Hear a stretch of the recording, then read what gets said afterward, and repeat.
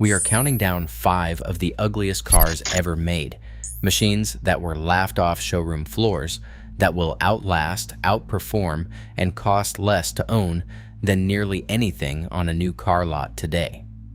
We are talking documented half-million-mile odometers, annual maintenance under $600, and used prices cheaper than 2 months of new car payments. Starting at number 5, a vehicle so hideous it became a television icon. In 5th place, the Pontiac Aztec stands as the automotive punchline that just will not quit.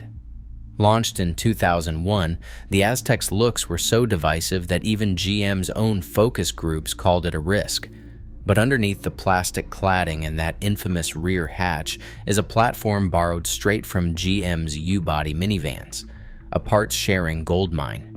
Suspension, drivetrain, even HVAC components are interchangeable with the Venture and Montana, which means replacement parts are cheap, easy to find, and often pulled straight from the salvage yard. Owners have documented Aztecs running well past 250,000 miles, and one Facebook post features a 360,000 63-mile odometer with nothing more exotic than routine oil changes and a timing chain tensioner swap at 210,000. The Aztec's utility is almost suspiciously practical for a vehicle mocked as a design disaster. The optional camping package includes a built-in cooler, a removable center console that doubles as a picnic chest, and a tent attachment, features that modern crossovers still struggle to match. All-wheel drive was available, giving snowbelt drivers a budget-friendly alternative to pricier SUVs. Inside, the cargo bay swallows over 100 liters of gear, and the rear seats fold flat for a true minivan-grade load floor. On the repair front, the Aztec keeps things simple. Just 3 to 5 electronic modules, compared to a dozen or more in today's tech-heavy cars. Fewer modules means fewer expensive failures, and annual maintenance averages $620 to $720. Used prices hover between $2,800 and $5,500, less than 2 months of payments on a new crossover. And thanks to Walter White's Breaking Bad cameo, the Aztec enjoys a cult premium that nudges prices up 12% since the series finale. In the end, it's the kind of ugly that pays you back every time you dodge a 4-figure repair bill. Number 4 belongs to the Toyota Echo, a car so light and unassuming that it barely casts a shadow in a parking lot. Produced from 2000 to 2005, the Echo weighs in at just about 2,000 pounds, less than some modern electric golf carts. Under the hood sits a 1.5-liter 4-cylinder engine that's earned a reputation for outliving its own styling trends. Owners have documented Echoes passing 250,000 miles with little more than routine oil changes and a clutch replacement. One Facebook post even shows an Echo hitting that milestone with the original engine and transmission, the only major repair being a new clutch at 180,000 miles. The Echo's real party trick is its minimalism. No sprawling infotainment screens, no complicated sensors, just basic analog gauges, including the infamous center-mounted speedometer that looks like it was borrowed from a digital bathroom scale. It's the kind of dashboard that makes you wonder if Toyota was trolling the market or just saving every possible penny for reliability. Fleet operators and courier companies have quietly relied on the Echo for years, citing downtime of less than 2 days per year and annual maintenance costs that rarely top $900. Consumer Reports rates the Echo at 4.1 out of 5 for reliability, and RepairPal pegs the average yearly maintenance at $844, cheaper than a single repair on many new cars. Real-world fuel economy hovers between 35 to 40 miles per gallon, making it a champion of pennies per mile economics. Parts are everywhere thanks to shared components with the first-gen Prius and Toyota Vios, so even a major breakdown won't break the bank. Used Echoes regularly list for $1,500 to $3,200, and with a 5 out of 5 parts availability score, it's the closest thing to a disposable car that refuses to be disposed of. While the Echo won't win any beauty contests, it's the go-to choice for anyone who wants to beat the system on running costs. The only real risk? Being mistaken for a rideshare driver or a pizza delivery legend. Number 3 goes to the Buick LeSabre, a car so devoted to comfort you might wonder if the seats were designed by a lazy boy engineer moonlighting for General Motors. Built from 2000 to 2005, the LeSabre's exterior may blend into mall parking lots everywhere, but under the hood sits the legendary 3.8-liter 3800 Series 2 V6, a power plant famous for outlasting the patience of multiple owners. This engine, often called the cockroach of American motors, routinely clocks 250,000 miles or more with nothing more glamorous than oil changes and the occasional spark plug swap. Used LeSabres can be found for as little as $1,200 to $2,800, a fraction of what you would pay for a new economy car that is half as comfortable and twice as complicated. But there is a catch: the infamous plastic intake manifold. In an era obsessed with weight savings, General Motors swapped metal for plastic, and the result was a part prone to cracking under heat. The good news is this is a well-documented, fixable flaw. A class action lawsuit in 2005 set aside $15 million for affected owners, and today a do-it-yourself. Repair with an aftermarket aluminum manifold or a little epoxy will set you back $690 to $780, according to RepairPal. There are YouTube guides and forum posts galore. It is a rite of passage for LeSabre owners, not a death sentence.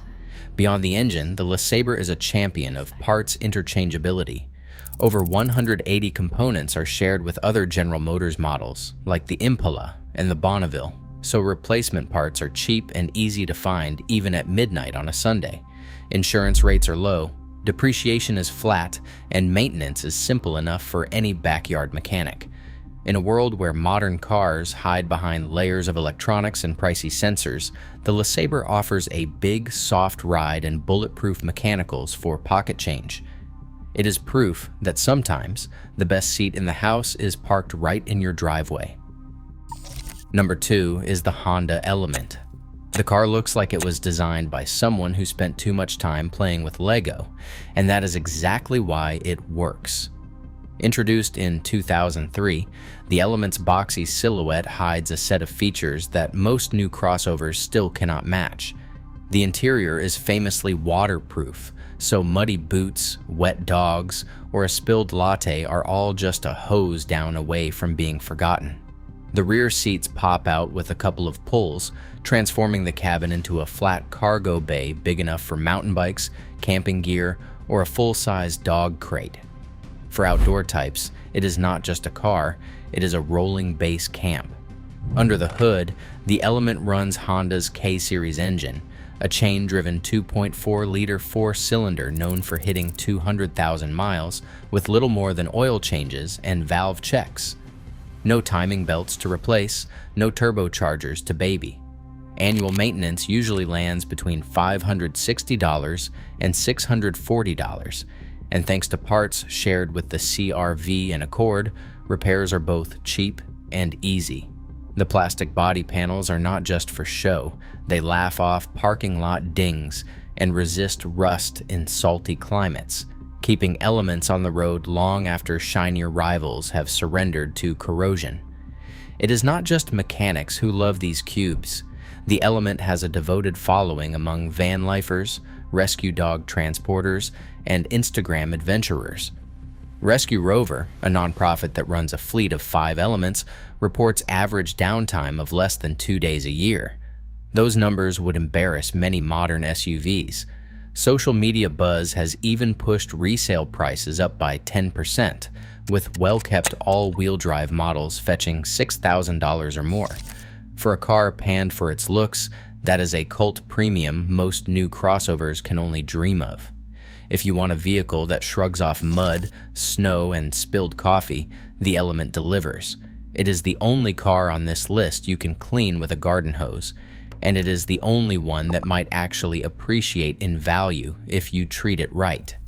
The element proves that ugly, when engineered for adventure, is a feature, not a flaw.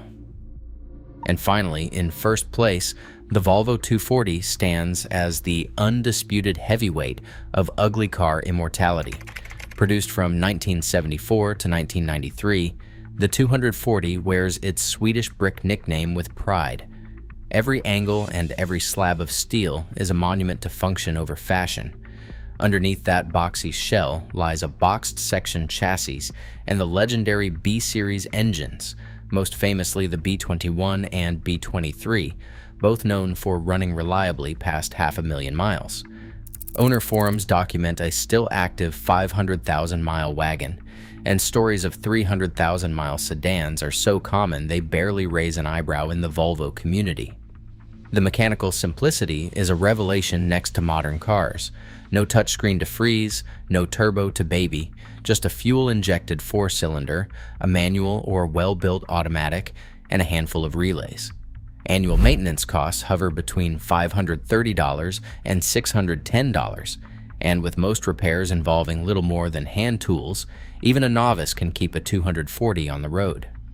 Parts are still widely available, thanks to a thriving aftermarket and European suppliers who treat the 240 like a national treasure. But the 240's real party trick is safety. In a 2024 retest, the Auto Safety Lab pitted a late model 240 against a brand new Corolla. The result? The Volvo showed 20% less cabin intrusion and 30% lower injury metrics, a testament to old-school steel and analog engineering. Reliability ratings land at 4.3 out of 5 and insurance stays reasonable, thanks to the car's reputation for protecting its occupants, and maybe the car behind it too. Resale values reflect this indestructibility, $5,500 to $12,000 for a well-kept example, with pristine wagons fetching even more at classic car auctions. For buyers who want a car that shrugs off rust, accidents, and the passage of time, the Volvo 240 is the ultimate survivor. It is not just a car, it is a rolling argument that ugly, when engineered right, is forever. Across all 5 oddball survivors, one pattern stands out. Ugly cars outlast trends, and sometimes even the shiny new tech. Reliability, cheap fixes, and cult utility prove that substance quietly triumphs over style. In the end, being unfashionable might just be the best investment on 4 wheels. Surprised?